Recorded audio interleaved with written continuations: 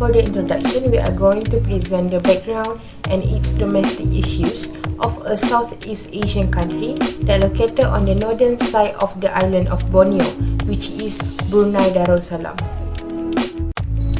The country is divided into two parts, each surrounded by the Malaysian state of Sarawak. Both parts have coastline on the South China Sea and Brunei Bay. The total population of the country in 2022 is 434,000 people.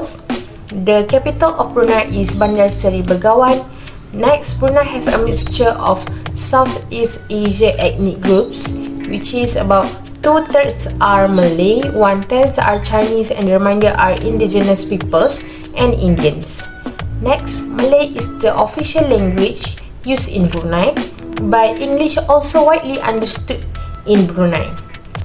Meanwhile, Islam is the official religion in Brunei. Other than that, there was also other traditional beliefs like Buddhism and Christianity. Brunei currency is Brunei dollar. The narrow northern coastal plain gives way to rugged hills in the south.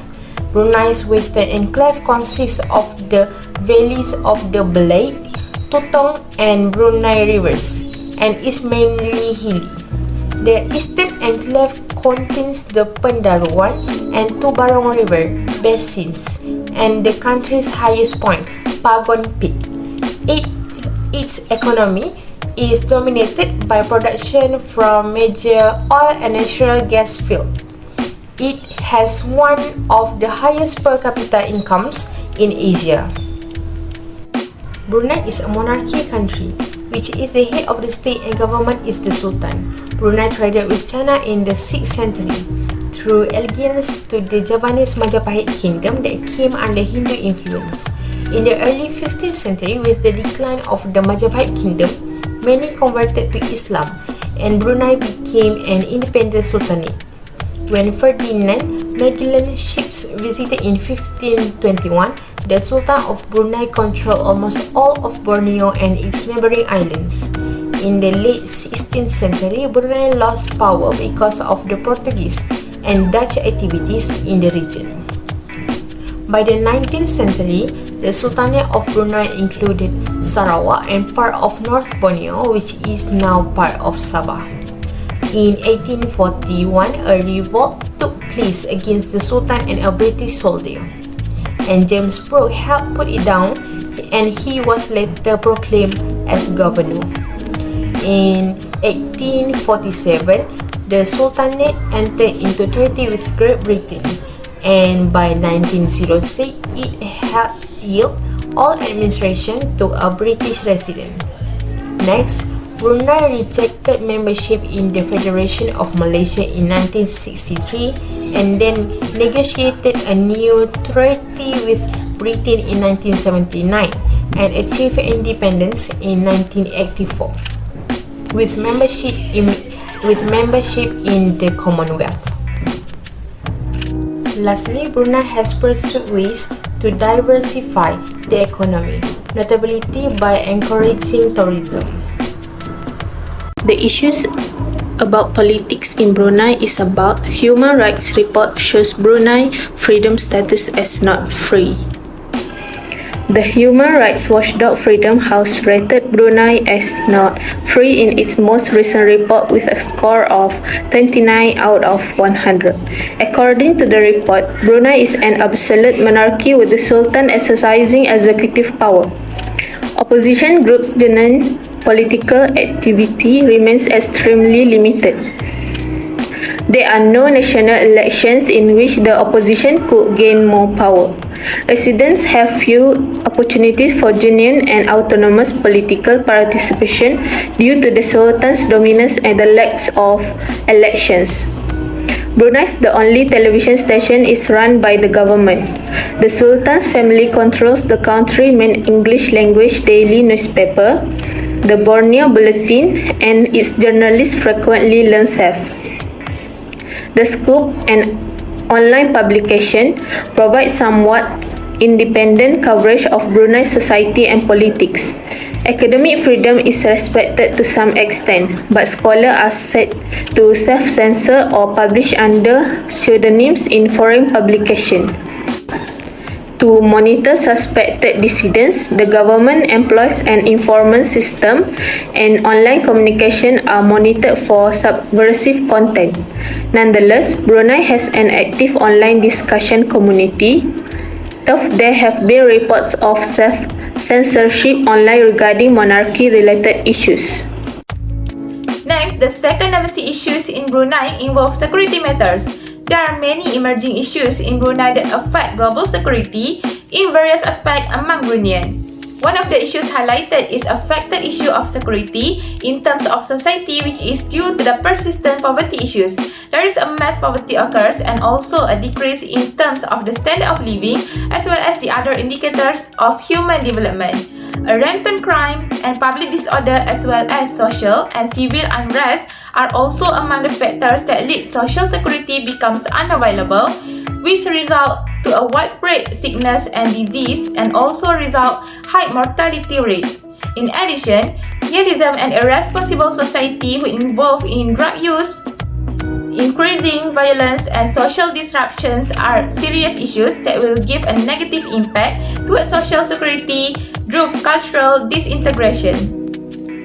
Besides, the other issue that influences Brunei's security is the issue of imported terrorism. Brunei may face challenges of terrorist activities in future by indiscriminate terrorists or foreign terrorists, since Brunei is close proximity to Indonesia and the southern Philippines. Brunei's security probably will be affected in the near-term future due to current tensions in Middle East, Persian Gulf, and the South China Sea. The terrorists may attack or target specific groups of people.